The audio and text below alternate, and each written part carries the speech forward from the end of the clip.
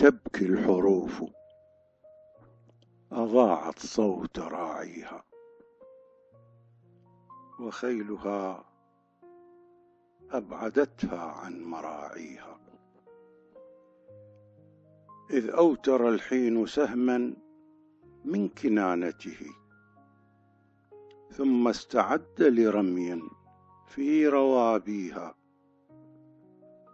يختار من رابيات المجد شاهقها، ويجتني الخير من عالي سواريها. وكم تقصى بما يرميه معتمدا، من بيننا عامدا يستل راقيها. تبكي الحروف دما ميدان حاضرها، إذ ابتدت تشتكي بؤسا حواريها. فمن لها لو بدت تختال لاجمها، ومن لها قابسا يلوي معانيها.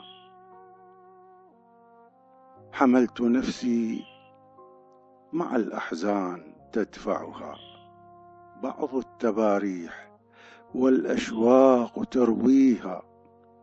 مالت كنسمة ريح خلتها ترفا، لكن عينا بكت تفشي مغانيها.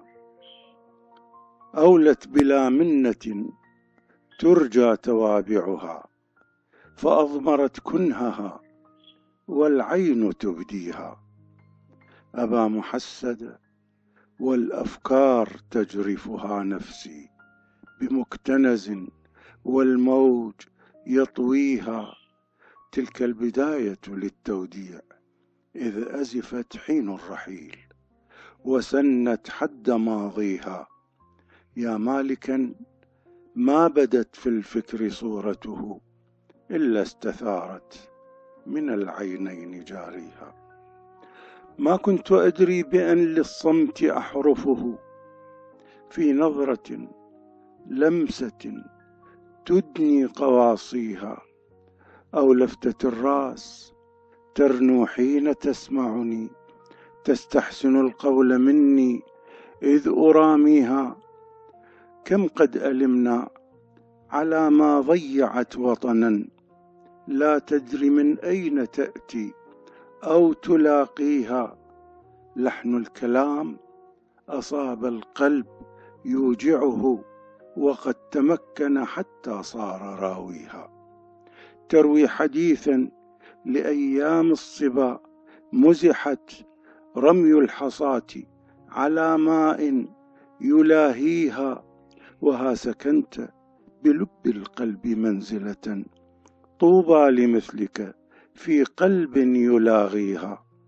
يا صاحبي إنها دنيا وما حملت غير الأذات، وبؤس الحال تاليها. ودعت يوم استثارت بالهوام قذا، حييت من زاهد فيها وقاليها. يا صاحبي قد مضيت اليوم في دعة، يا قامة منحنت إلا لباريها. يا قامة منحنت إلا لباريها.